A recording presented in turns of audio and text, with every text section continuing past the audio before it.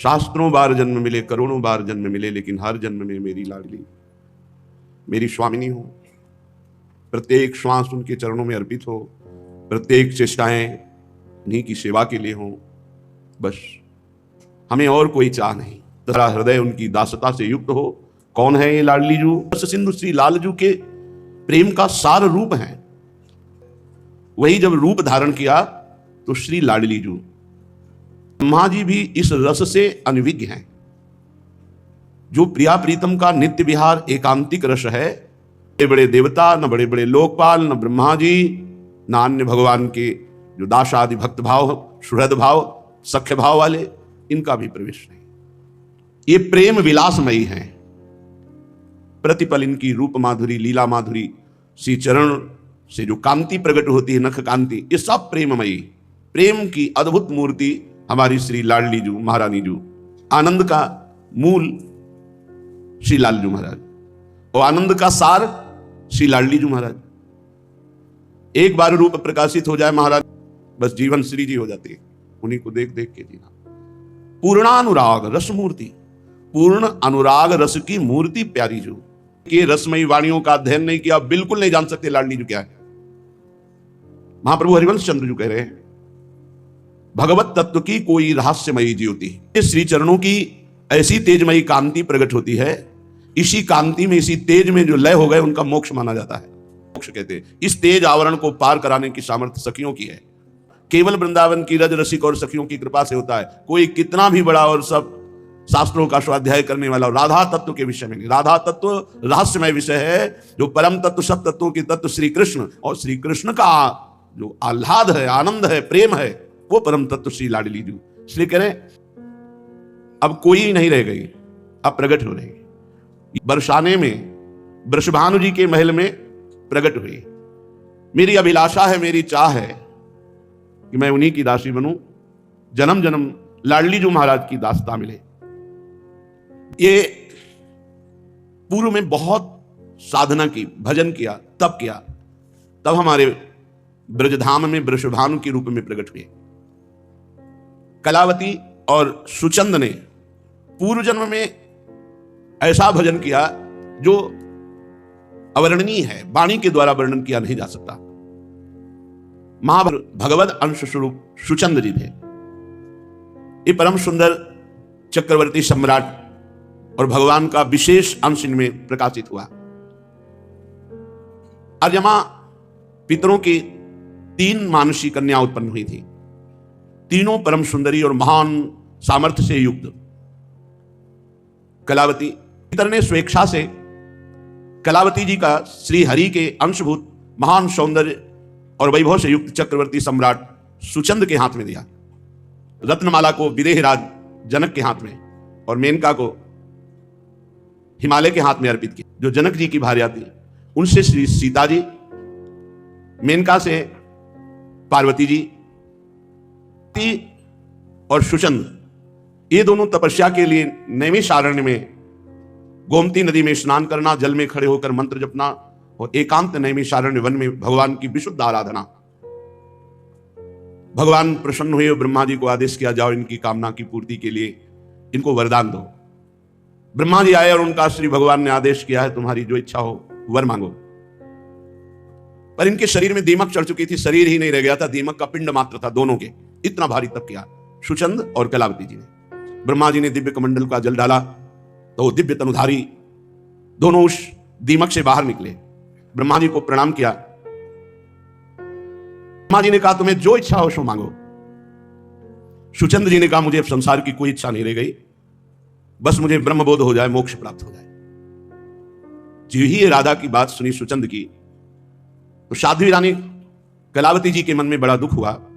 उन्होंने ब्रह्मा जी से कहा, पितामह, मेरे अंदर इच्छा थी कि मैं सर्वश्रेष्ठ एक सुंदर कन्या प्राप्त करूं जो भगवदानंद प्रदान करने वाली हो। मुझे मोक्ष नहीं चाहिए। और मेरे पति ने मोक्ष मांगा, मैं सहधर्मिणी हूं, जहां पति वहीं मेरी चाहती है। यदि मेरे पतिदेव को आप मोक्ष देते हैं और मेरी गति मोक्ष की होती है तो मैं अभी आपको श्राप दे दूंगी, आपको समझ लीजिए।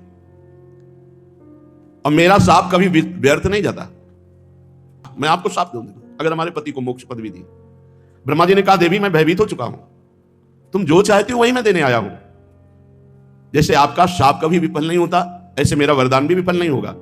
इसलिए तुम अभी दिव्य लोकों के सुख भोगो और कालांतर में पृथ्वी पर श्री यमुना जी के पावन समीप में ब्रज 84 कोष बरसाने में आपके पति का जन्म होगा, जो वृषभानु कहे जाएंगे, और आप कीर्ति नाम से प्रसिद्ध होंगे, और आप जो मन में चाहे वैसे ही कन्या आपको प्राप्त होगी।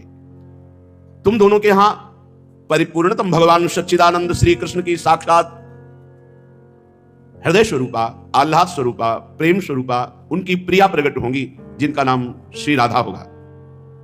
और जब तुम राधा जी की दर्शन, सेवा, सुख, फिर तुम्हारे अंदर मोक्ष अभिलाषा भी नहीं रह जाएगी। वृषभानु के अंतर्ध्यान हो गए। कलावती जी ही कीर्तिदा के रूप में और सुचंद जी ही वृषभानु के रूप में। कलावती जी गर्ग संहिता के अनुसार राजा भैलंद के यज्ञ कुंड में प्रकट हुई, कन्नौज में, कान्यकुंज देश कन्नौज। उस दिव्य कन्या को संपूर्ण पूर्वजन्म की बातें याद थी। इधर वृषभानुपुर में, बरसाने में सुरभानु के घर सुचंद का जन्म हुआ, जिन्हें श्री वृषभानु जी के नाम से जाना गया। इनको भी पूर्व जन्म की स्मृति थी। गोपों में सर्वश्रेष्ठ कामदेव जी के समान सुंदर वृषभानु जी, परम बुद्धिमान महामहिम श्री नंद राय जी ने बिचौलिया बन करके श्री वृषभानु जी का और कीर्ति जी का ब्याह रचाया। श्री वृषभानु जी और कीर्ति जी बरसाने में बड़े सुखपूर्वक रह रहे थे, बहुत ही, क्योंकि जहां प्रिया जो प्रकट हो रही वहां कौन सी सिद्धि, कौन सी रिद्धि, कौन सी निधि, सब रिद्धियां सिद्धियां निधियां छाई हुई। प्रकार परिखायुक्तम चतुर्द्वार समन्वितम करेंद्र कज्जलाकार द्वारि द्वारि मनोहरम। जो वृषभानु भवन है, खाई और परकोटों से युक्त बहुत विशाल महल, जिसके प्रधान 4 दरवाजे और चारों पर मानो काजल का पहाड़ हो ऐसे गजराज खड़े हुए हैं। 2-2 गजराज चारों द्वार पर विश्वकर्मा ने स्वयं पूरी चतुराई लगा कर की, क्योंकि इसी भवन में श्याम सुंदर की प्राण प्रिया श्री लाडली जी प्रकट होंगे। पर यह सब सुख होने पर भी वृषभानु जी को विशेष आह्लाद नहीं हो रहा है, में एक असंतोष सा है। समस्त ब्रजमंडल के महान विद्वान ब्रह्म ऋषियों को बुलाया और कहा, बहुत समय व्यतीत हो गया, मुझे पूर्व की स्मृति है कि मुझे वरदान प्राप्त है कि भगवान श्री हरि की हृदयाराध्या राधा मेरे यहां प्रकट होगी, पर अब तो जीवन का बहुत समय व्यतीत हो गया। जिनका नाम राधा है लोक में और शास्त्रों में, इसीलिए उनको श्री राधा कहते हैं, क्योंकि स्वयं परम पुरुष परमात्मा भगवान श्री कृष्ण उनकी आराधना करते हैं, और वैसे ही वो श्री कृष्ण की आराधना करती है। पर ब्रह्म परमात्मा भगवान श्री कृष्ण अपनी आराधना के लिए जब विकल हुए, तो उन्हीं के हृदय का प्रेम मूर्तिमान होकर राधा रूप में हुआ कि हमें अब वो साधना बताओ, आराधना बताओ, उपासना बताओ, जिससे हमारे मन में जो युग युगांतर से इच्छा चली आ रही है कि भगवान श्री कृष्णचंद्र जी की प्रिया हमारी पुत्री बने, वो कब समय आएगा। मंगल की भिक्षा मांगता है। आज उनका परम उत्सव है श्री लाडली जी का। भानुपुर बरसाना, इसमें श्री वृषभानु जी विराजते हैं। कुछ दूर पर यमुना जी के पावन तट पर एक महल है, जहां स्नान आदि के बाद वस्त्र परिवर्तन करना, विराजना, फिर वहां से बरसाने आना। श्री कीर्ति जी और वृषभानु जी का निज महल बरसाना ही है का होता है। कोई नियम ले, दीर्घ काल तक करे तो सफलता निश्चित हाथ लगती है। प्यारी जू के प्रकट होने के लिए आराधना यमुना रस रानी की, यमुना जी में नियम पूर्वक स्नान करना और यमुना जी में ही खड़े होकर के भगवत मंत्र जपना। धीरे धीरे कीर्ति रानी जी को ऐसा अनुभव होने लगा कि मेरे गर्भ रहा, अब तो और प्रसन्नता हुई। जब तक जा सकती थी वृषभानु जी के साथ रोज यमुना जी जाती, जब जाने में असमर्थ हो गई तो वृषभानु जी अपने नियम की पूर्ति और बहुत प्रसन्न की, जरूर मेरे मनोभाव में जो युग युगांतर से श्री हरि जी की प्रिया प्रकट होंगी, हमें लगता है कि वही अवसर आ गया, क्योंकि पुत्र तो हो चुका था। श्री दामानंद का पुत्र पहले से ही भाद्रपद की शुक्ला अष्टमी, भादव का महीना, शुक्ल पक्ष अष्टमी तिथि और दिन सोमवार, समय प्रातःकालीन मिला। शास्त्रों में जब मध्याह्न वेला आता है तो हमारे रसिक जन इसे स्वीकार नहीं करते, क्योंकि ऐसा सुकुमार तत्व मध्याह्न में तपती हुई धूप में नहीं। प्रातःकालीन बेला पे, प्रसंग भी है, भादव का महीना, शुक्ल पक्ष अष्टमी। अचानक मंत्र जप कर रहे थे, स्नान की हुई यमुना जी में के देखा एक बड़ा अद्भुत तेजो में कमल, एक अद्भुत आकर्षण, खिंचे हुए से बाबा उस कमल के पास पहुंचे वृषभानु जी। जैसे आविष्ट चित्त माने कोई विचार काम नहीं कर रहा, खिंचे हुए से गए और कमल को गोद में उठा लिया। एक अद्भुत तेज मात्र दिखाई, कुछ अभी नहीं दिखाई। अभी तक तो आनंद था, भावना थी कि जो हमारे युग युगांतर से भावना थी कि ऐसी प्रियाजू का जन्म होगा। आज ऐसा लग रहा है मानो मुझे प्रियाजू मिल गई, अपार आनंद। आविष्ट चित्त है, कोई विचार काम नहीं कर रहा। उस कमल को गोद में लिए हुए और इधर महल में वयोवृद्धा गोपिकाएं कीर्ति रानी जी को घेरे हुए हैं। पूरे नगर में सूचना है कि प्रसव पीड़ा हो रही है, संतान प्रकट होने वाली है। अद्भुत ज्योतिर्मय प्रसूति का आग्रह हो रहा है पहले से ही, तेजों में। कीर्तिदा रानी को ऐसा महसूस हो रहा है कि बस अभी संतान प्रकट होने वाली है। दिव्य पुष्प लिए हुए श्री वृषभानु जी महल में पधारते हैं। ऐसा दिव्य पुष्प है कि प्रेम विवश होकर, शिथिल होकर के पीड़ा हो रही थी, इधर दिव्य सुमन लेकर के, कमल लेकर के समीप पहुंचे और कहा, देखो आज यमुना जी में बड़ा दिव्य कमल। जे ही कमल गोद में दिया, उसी समय उनको अनुभव हुआ कि मेरे संतान हुई। गोप सुंदरियों ने देखा अद्भुत बिजली की सी कांति, गौर वर्ण, छोटी सी नन्ही सी लाडली जू, मानो करोड़ करोड़ चंद्रमाओं की कांति ली हुई। सामने देखा जो गोद में पुष्प दिया, उनको अनुभव हुआ संतान हुई। देखा तो श्री लाडली जू प्रकट हुई। कीर्तिदा रानी को सुंदर कन्या हुई है। पूरे महल में, बरसाने में एक क्षण में सूचना पहुंच गई। बहुत आनंद में आनंद, सब ऋषि पधारे, लगन विचार रहे। वीणा की झनकार पर हरि गुणगान करते हुए देवर्षि नारद जी जब से ब्रजेश्वर नंद के यहां नंद नंदन श्री कृष्ण का प्रादुर्भाव देखा, तब से वो खोज रहे थे पूरे ब्रज में कि इनकी प्रियाजू का कहां अवतार हुआ। कहीं न कहीं अचिंत गति देवर्षि नारद जी को खींच रही थी। देवर्षि का सर्वज्ञ ज्ञान इस समय काम नहीं कर रहा था, प्रेम विकल थे। देवर्षि श्री किशोरी जी का अनुसंधान कर रहे थे, पर पता नहीं पा रहे थे पे लगाना। तभी इस ब्रज धाम की महारज रानी की कृपा से महारानी जी का परिचय मिल सकता है, नहीं अन्यथा नहीं। बिना वृंदावन ब्रजरज का सेवन किए नहीं। व्याकुल होकर ब्रज की गलियों में लौटते देवर्षि नारद, अचानक सूचना मिली वृषभानु जी के यहां कन्या प्रकट हुई है। वृषभानु भवन के सामने खड़े हुए देवर्षि नारद के हृदय में एकदम आकर्षण हुआ और हृदय में हुआ, प्रवेश करो। देवर्षि नारद जी वृषभानु भवन के दरवाजे पर जाकर खड़े हुए। उनकी एक अद्भुत दशा हो गई, बेसुध स्थिति है। राधा राधा गा रहे, कांधे पे वीणा धारण किए हुए हैं। बाबा कोई ऐसे संत पधारे हैं। वृषभानु जी समझ गए देवर्षि नारद जी है। दौड़कर बाहर आए, देखा देवर्षि नारद जी चरणों में लौट गए। विधिवत पाद दर्घा आदि से पूजा की। देवर्षि नारद जी ने पूछा, कोई संतान हुई है? हां, अपने सुंदर पुत्र श्री दामा को लाकर चरणों में प्रणाम करते हैं। बालक को देखते ही, स्पर्श करते ही नेत्रों में प्रेमास्त्र भर रहे हैं। नारद जी अपने ऊपर उत्तरी वस्त्र से आंखें पोंछी और कहा, ये तो नंद नंदन का प्राण प्रिय सखा है। हम पूछ रहे हैं कोई कन्या हुई आपके यहां? देवर्षि नारद जी, आभास तो मुझे यही हुआ है कि हरिप्रिया का यही अवतार हुआ है। रासेश्वरी श्री राधा यही प्रकट हुई, पर ये तो बालक को लाए। वृषभानु जी ने कहा, हां भगवान, वो तो अभी अभी प्रकट हुई है, इसलिए नजदीक नहीं लाए, आपको वहां चलना पड़ेगा। आश्चर्य की बात, देवर्षि नारद जी को एक अद्भुत आकर्षण हृदय में हो रहा है। पालने पे श्री लाडली नारद जी का धैर्य टूट गया और वे दौड़े और साष्टांग दंडवत की एकदम भावना हुई। ये सब महामहिम भगवान श्री हरि ने जो मोहिनी रूप धारण किया तो महादेव जी देख करके मोहित हो गए। लेकिन मैं इस रूप को जो देख रहा हूं, मेरे हृदय में जो भगवान श्री कृष्ण के प्रति अपार प्रेम उमड़ रहा है, आज तक कभी नहीं। बस यही यही भगवान की प्रिया है, यही रासेश्वरी है। अंतर हृदय से विकल हो गए और अश्रु प्रवाह देवर्षि नारद के।